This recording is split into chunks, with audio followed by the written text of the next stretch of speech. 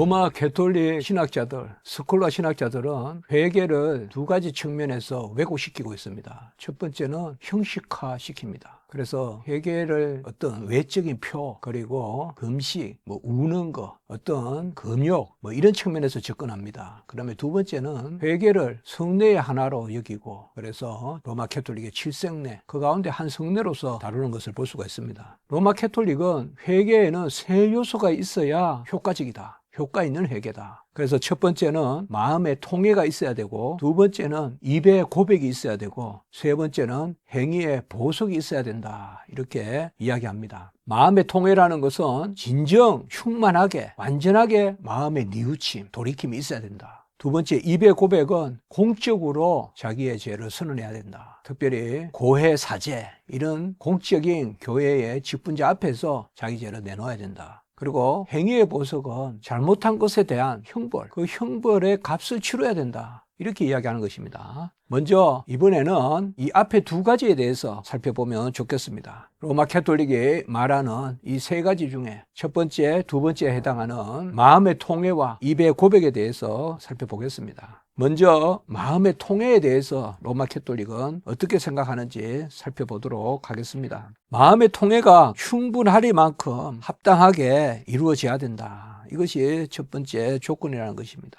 우는 것이 다 우는 것이 아니요, 뉘우치는 것이 다 뉘우치는 것이 아니라는 것이에요. 그러니까 하나님의 뜻에 부합하는 충분한 슬픔과 그리고 후회함, 이런 것들이 표현돼야 된다, 이렇게 이야기하는 것입니다. 사실상 이 양심에 속한 일이란 말이에요. 이것을 어떻게 우리가 이야기할 수 있겠느냐. 제사함은 회개가 없이 절대 일어나지 않는데, 이들은 이 회개를 일단 공로적 요소로 봅니다. 로마 가톨릭은 회개를 공로적 요소로 보기 때문에 이 회개에 대한 각자의 태도, 또 각자가 그 회개를 향하여 드러내는 행위, 이런 것들이 공로로서 청량이 된다는 것이죠. 공로로서 헤아려진다는 것이죠. 그래서 그 완전함을 채워야 된다는 것이에요. 그 완전함을 채워야 된다. 그러나 우리가 양심의 가책이나 하나님 앞에서 뉘우침, 이런 것을 어떻게 우리가 청량할 수 있겠어요? 그리고 그 완전한 분량을 누가 알겠어요? 그래서 칼빈은 회개에서 우리는 자기의 눈물을 헤아리지 말고 하나님의 유일한 자비의 그 눈빛, 그야말로 하나님이 우리를 바라보시는 시선에 주목해야 된다. 이렇게 칼빈은 이야기하고 있습니다. 그렇기 때문에 애통하는 자가 복이 있고, 그리고 마음을 찢고 통회하고 자복하는, 이것이 이미 은혜라는 이 측면에서 우리가 접근해야 되거든요.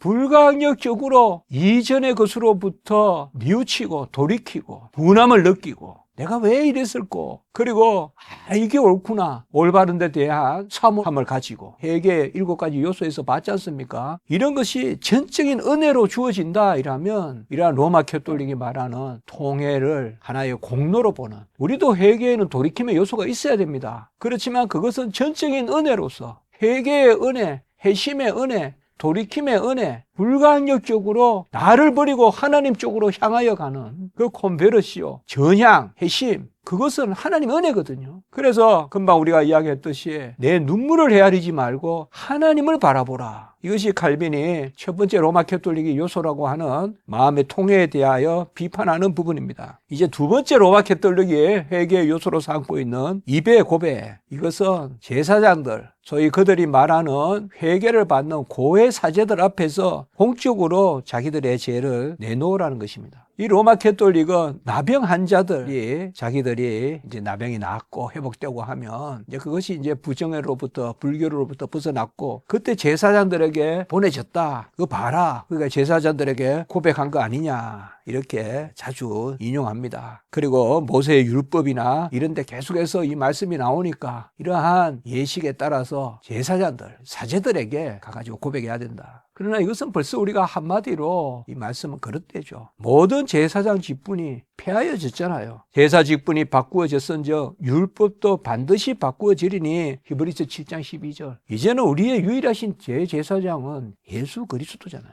예수 그리스도의 의로, 그리고 예수 그리스도 이름으로 구하고 그의 의로 우리가 온전함을 잇는 것이죠. 또 로마 가톨릭은 예수님께서 나사로를 살리신 그때 바로 나사로가 동인 것을 풀고 자유롭게 하라라고 제자들에게 명령했다고 억지를 부립니다. 그래서 그런 모습들을 제자들에게 보여주게 했다. 제자들에게 그것을 드러내게 했다. 고백받게 했다. 이런 것을 이야기합니다. 그러나 뭐 굳이 우리가 여러 개를 들지 않더라도 이런 것은 전혀 성경적이지 않습니다. 요한의 세례로 나온 사람들이 자기 죄를 고백하고 야고보서에서 너희 죄를 서로 고백하라라는 것은 상호간의 금고와 또 건진과 또 상호간의 어떤 위로 이런 것을 위한 것이지 죄를 사함받는 것을 그 고백 가운데 하나의 요소로서 삼는 그러한 고백은 결코 아닙니다. 회개의 세례를 위하여 자기 죄를 내어놓고 그리고 서로 고백하는 이런 것은 기도하는 가운데서 서로 그들을 위로하고 그리고 하나님 앞에서 온전함을 깨하고 하는 그런 것이지 로마 캐톨릭이 성례화하는 그러한 것은 결코 아닙니다. 모든 것을 제 아래 가두고 모든 입을 막고 우리가 하나님 앞에만 나아가서 토설하고 그것이 제사함에 하나님이 기뻐하시는 일인 것이죠. 이미 은혜 가운데 그러한 토설이 있는 것이지 토설 가운데 은혜가 뒤따르는 것은 아니지 않습니까? 칼빈은 이러한 것이 고대 법에도 없었다라고 이렇게 이야기합니다. 로마 캐톨릭에 자기들이 자의적으로 만들어낸 그릇된 형식적인 예식에 불과하다라고 칼빈은 이야기하는 것이죠. 초대교회 교부였던 크리소스토무스는 당신의 죄를 그것을 치유하시는 하나님께 말씀하십시오. 그것을 당신의 침상에서 고백하십시오. 라고 이렇게 이야기했습니다. 그리고 오직 하나님만이 당신이 고백하는 것을 보게 하십시오. 당신의 상처를 가장 뛰어난 의사이신 하나님께 보이십시오. 그리고 그에게서 처방을 찾으십시오. 꾸짖지 않고 가장 자상하게 고쳐주시는 그에게 그 상처를 보이십시오라고 이렇게 이야기했습니다. 우리는 죄를 고백하되 주님 앞에 고백하면 됩니다. 죄를 사해 주시고 죄를 잊으시고 지워 주시는 분은 주님이십니다. 주님의 은총이 우리를 온전케 하고 주님의 의사심으로 우리의 상처를 치유해 주시는 것입니다. 다윗은 내 허물을 여호와께 자복하리라. 주께 내 죄를 아니고 내 죄악을 숨기지 아니하였더니 주께서 내 죄악을 사하셨나이다. 시편 32편 5절에 이렇게 말하고 있습니다. 우리가 우리 죄를 고백하면 그는 미쁘시고 우리 죄를 사하시며 요한 1서 1장 9절의 말씀은 이것은 분명 사적인 고백이 아니라 하나님 앞에서 주님께 하는 고백을 이야기하는 것입니다. 다윗도 내가 여호와께 죄를 범하였노라 라고 여호와 앞에 사무엘하 12장 13절에 자기 죄를 토설하는 것을 볼 수가 있습니다. 통상적으로 교회에 그러한 회개가 있고 또 회중의 회개가 있습니다. 그럴 때 서로 간에 죄를 내어놓고 하는 그런 것은 로마 캐톨릭의 사적인 그러한 고백을 공적화하는 이것과는 전혀 다른 것입니다. 내가 사사로이 사제를 찾아가서 고백하고 그것의 어떤 공공성을 이야기하고 그것을 공적 고백이라고 이야기하는 이러한 로마 캐톨릭의 이 회개에 대한 그러한 사상은 결코 올바르지 않은 것이죠. 우리는 항상 기도할 때마다 우리의 죄를 사하여 주옵시고 라고 기도합니다. 기도하는 가운데 하나님 앞에 내어놓는 것입니다. 우리 자신을 위하여 내어놓고 그리고 우리가 서로 이웃을 위하여 기도할 수 있는 것이죠. 그리고 내가 형제들에게 죄를 지었을 때 먼저 제단에 나가기 전에 형제와 화목하고 예물을 드리라고 우리 주님께서 말씀하셨을 때 이럴 때는 내가 잘못했다. 이런 것은 바로 뭐예요? 화해를 위한 것이고 온전케 하는 것이죠. 이것을 어떻게 고해성사하듯이 그렇게 말할 수 있었겠습니까? 로마 캐톨릭은 열쇠의 근한이라고 해서 바로 사제가 묶으면 하늘에도 묶이고 사제가 풀면 하늘에도 풀리고 그렇게 이야기하는 땅에서 매면 하늘에도 매이고 땅에서 풀면 하늘에도 풀린다 이렇게 이야기하는데 이러한 것은 바로 하나님 앞에 나아가는 말씀의 권능을 이야기하는 거지. 열쇠의 문제는 한 사제가 어떤 권한을 가지고 있기 때문에 그에게 내어놓아서 그가 받아주면 하늘에서도 받아주시는 것이고 그가 그것을 배척하면 하늘도 배척한다는 그러한 것은 결코 아닙니다. 소위 열쇠라는 것은 천국의 열쇠를 베드로에 고백하는 가운데 주셨다고 하는 것은 복음의 선포와 관계된 것이지 복음의 선포와 관계되지 않은 것은 그 무엇도 꿈도 꾸지 마라 이렇게 칼빈은 확실하게 말하고 있습니다. 열쇠의 권한을 자의적으로 활용해서 교회가 하나님의 자리에 앉고 예수의 자리에 앉는 그러한 사제 중보주의의 극단적인 폐해가 바로 이 고해성사 여기에 공적인 고백에 나오는 것입니다. 교회는 그러한